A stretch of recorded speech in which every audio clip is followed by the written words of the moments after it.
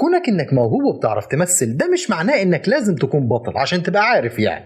ياما فنانين وموهوبين خسروا كل حاجة بمجرد ما بقوا ابطال والناس بعدوا عنهم كمان، ودول يا صديقي قائمة فنانين ما ينفعش يبقوا ابطال وبالاثبات من عندهم كمان. فنجان قهوتك الجميل، لايكك المتين، احكي لك.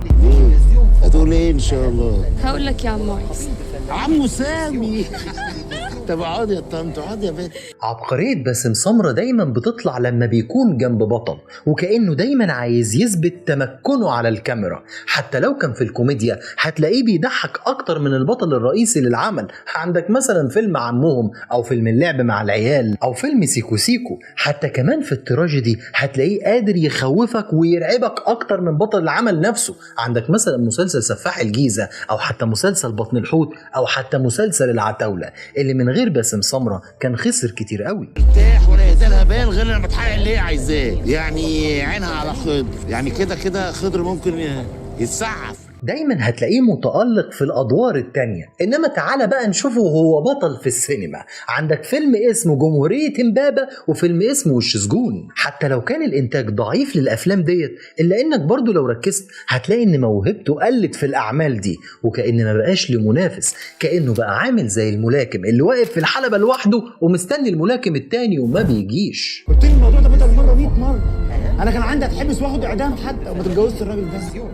الراجل ده اللي خرب بيتي ياما، خرب بيتي. طب لو قلنا ماجد الكدواني، وعارفك يا اللي دلوقتي بتستغرب وبتقول لي ازاي. ماجد الكدواني هو علامة الجودة، وانا مش محتاج ابين قد ايه الراجل ده موهوب. عبقري لدرجة انه بقى قادر يكون علامة الجودة للعمل مهما كان نوع درامته، اذا كانت كوميديا او تراجيدي. هيضحكك من قلبك في فيلم لا تراجع ولا استسلام، وهيخوفك في فيلم تراب الماس، وهتحبه وهتتعلق بصوته في فيلم زي هبتة. واحد حب واحدة بشعرها، فجأة لا لازم تتحجب زي اخواتي البنات. هذا ما انت حبيتها بشعرها ولكن موهبته ما اتخلقتش عشان يكون بطل، وكأنه أصبح أكبر مساعد للفن والفنانين في مصر تقريبا. محاولاته كلها للبطولة المطلقة دايما نجاحها كان ضعيف، وفي منها اللي فشل كمان، من أيام فيلم جاي في السريع لفيلم طلق صناعي. مفيش فيلم من بطولة ماجد الكدواني حقق نجاح باهر، بس في مليون عمل نجح نجاح كبير قوي بسبب وجود ماجد الكدواني فيه، لأن برغم موهبته الكبيرة قوي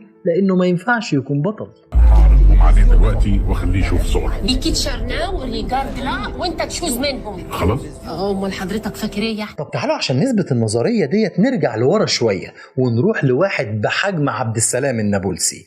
كان فيلم انت تفتكره بسبب جملة قالها عبد السلام النابلسي في الفيلم بأدائه الكبير، من فيلم شارع الحب لفيلم أحلام البنات لفيلم انت حبيبي، لأعمال كتيرة قوي كان من أهم أسباب نجاحها هو النابلسي. ولكن تعرف ايه انت عن الأفلام اللي من بطولته، إذا كان فيلم حلاق السيدات أو عاشور قلب الأسد؟ دلوقتي سلميني راسك. اللي راسي ليه؟ عايز اعمل لك تسريحه، اغير شكلك، اعمل في وشك. الجمهور اللي بيخرج من فيلم زي شارع الحب ما بيتكلمش غير عن أداء النابلسي وجمله. هواه الجمهور اللي تجاهل أفلام النابلسي اللي من بطولته وما اهتمش بيها أصلا. وبرغم إني شايف إن عبد السلام النابلسي موهبته تفوق موهبة إسماعيل ياسين، لأن إسماعيل ياسين كان بطل، إنما عبد السلام النابلسي برغم موهبته الكبيرة ما كانش ينفع يبقى بطل. يا مايسترو، يا حسب الله السابع عشر. مش ممكن يا اسطى، انا مهما كبرت مش هكبر. تعالوا نرجع بقى لزماننا ونروح لأحمد رزق. لو انت شايف ان احمد رزق فنان موهوب، فانت اكيد بتفكر في الاعمال اللي عملها طلع فيها دور تاني وتالت، وساعتها هيكون معاك حق. مين فينا ما حبش مسلسل سارة او مسلسل خطوط حمراء او مسلسله الاخير سيد الناس؟ دايما بيطلع بادوار هايله وممتازه بموهبته في الادوار التانية والتالتة. واكبر دليل على ده هو فيلم التوربيني اللي كان من بطولة شريف منير اولا. إيناس اسم امه كده ازاي يعني؟ لما يعوز ياكل يعني بياكل ازاي؟ ديليفري. انها بقى تعالوا نروح للاعمال اللي من بطولته اللي تقريبا عمرها ما نجحت في السينما، ونشوف اداؤه العظيم فيها اذا كان سينما او تلفزيون. عندك مثلا من ايام فيلم حماده يلعب، بعد كده فيلم لخمة راس. حتى في التلفزيون عمل لك مسلسل اسمه فوقش، وعمل لك مسلسل تاني اسمه ازاي الصحه. اعتقد انت ما شفتش الاثنين برضه. أعمال أحمد رزق اللي من بطولته تقريبا محدش سمع عنها، وده لأنه ما ينفعش يبقى بطل. موهبته بتظهر طول ما في تحدي قدامه وإنه يكون مساعد قوي للبطل اللي معاه، إنها بمجرد ما يكون بطل العمل ما بينجحش. خفت للمحل يبوظ، اصل انا ايدي دي طرشه والمحل كان هيتكسر، ولذلك آخر حد هننهي بيه وهو اللي تقريبا انتهى بمجرد ما أصبح بطل، والموضوع مش موضوع مشاكل حصلت معاه بس، الموضوع كله بسبب سينما المقاولات اللي انضم لها. أصل لازم أقول إن بيومي فؤاد موهبة كبيرة إذا كان في الكوميدي أو في التراجيدي. يعني عندك مثلا دور الدكتور ربيع اللي كان في مسلسل الكبير قوي، من أهم الأدوار اللي سابت علامة مع الناس في المسلسل ده. ايه علاقه اللي عند الراجل باللي انا بعمله؟ انت مش هتخيط له دماغه؟ دماغه ايه زفت ايه؟ لا طبعا، على عيد ميلاد بنتي.